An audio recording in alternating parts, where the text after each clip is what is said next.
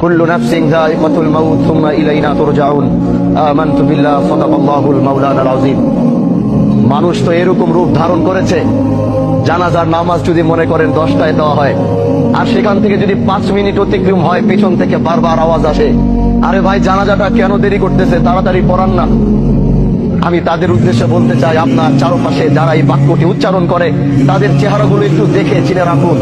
আল্লাহর কসম, যেদিন আপনি এখানে, আজকে হোক আর কালকে হোক, 6 মাস পর হোক আর 6 বছর পর হোক, এই একই জায়গায় আপনি এইভাবেই শুয়ে থাকবেন, না আপনার কথা বলার শক্তি থাকবে, না আপনার দাঁড়ানোর শক্তি থাকবে, না আপনার বলার শক্তি থাকবে। ঠিকই একই মানুষগুলো আপনাকে রেখেও তারা তাড়াহুড়া করবে। এটাই হচ্ছে পৃথিবী, আর এটাই হচ্ছে দুনিয়া। এই সবচেয়ে বড় বাস্তবতা থেকে আমরা যতই পালাবো, আল্লাহ তো ঘোষণা করে দিছে, সুম্মা ইলাইনা তুরজাউন। কোথায় যাবা? 7 সাগর 13 নদীর নিচে, 7 সাগর 13 নদী পার করেও যদি তুমি লুকাবা, যেদিন আল্লাহর সাথে তোমার মোলাকাতের সময় আসবে, পৃথিবীর কোনো বাদশা নাই ওদিন তোমাকে আটকাইতে পারবে, পৃথিবীর কোনো ক্ষমতাশীল ব্যক্তি নাই ওদিন তোমাকে ধরে রাখতে পারবে। আল্লাহ যেদিন তোমার মৃত্যুর ঘন্টা বাজাবে, গোটা পৃথিবী অনুযায়ী যদি আল্লাহর বিরোধিতায় লাগে যে না আল্লাহ তুমি চাইতো আমরা তাকে যাইতে দিব না, গোটা পৃথিবী একাকার হয়ে যাবে, কিন্তু তাও তোমরা সেই দিন তাকে বাঁচাতে পারবে না। আজকে আমার শহীদ ভাই, তার পৃথিবীর সবচেয়ে আপন হচ্ছে তার মা। যখন তার মা মৃত্যুর শয্যায় লড়ছিল, উনি তো সন্তান হিসেবে হাজারো চেষ্টা করেছে মাকে বাঁচানোর জন্য।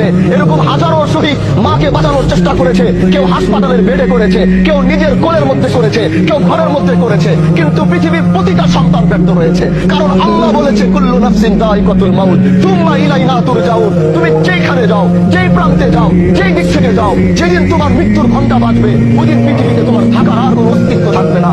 এজন্য ভাই আমার, আসো এই জানাজায় 5টা মিনিট দেরি করো, তাকাও এই লাশের দিকে, তাকাও এই সাদা কাপড়ের দিকে, যাও এই কবরের দিকে 5টা মিনিট গিয়ে তাকায় থাকো। যেটা তোমারও ঘর হবে, যেটা তোমার বাবার ঘর হয়েছে, যেটা তোমার মার ঘর হয়েছে, যেটা তোমার বন্ধু বান্ধবের ঘর হয়েছে, যেটা তোমার নেতার ঘর হয়েছে, যাও একটাবার তাকিয়ে দেখো। তুমিও প্রস্তুতি নাও যে এখানে তুমি একদিন নামবে, কিন্তু নিজের পায়ে নয়, কেউ তোমাকে করে নামাবে। এটাই হচ্ছে পৃথিবীর সবচেয়ে বড় বাস্তবতা। এজন্য ভাই, মৃত্যুর প্রস্তুতি নাও। দুনিয়ার এই রঙিন স্বপ্নকে বন্ধ করো। এই রঙিন স্বপ্ন তোমাকে বারবার ধোঁকা দিয়ে আল্লাহর সাথে তোমার সম্পর্কের জুদা ঘটেইতেছে। আল্লাহর সাথে তোমার সম্পর্কের পার্থক্য এত করতেছে, তোমার আর রবের মধ্যে কোনো সম্পর্ক পাওয়া যায়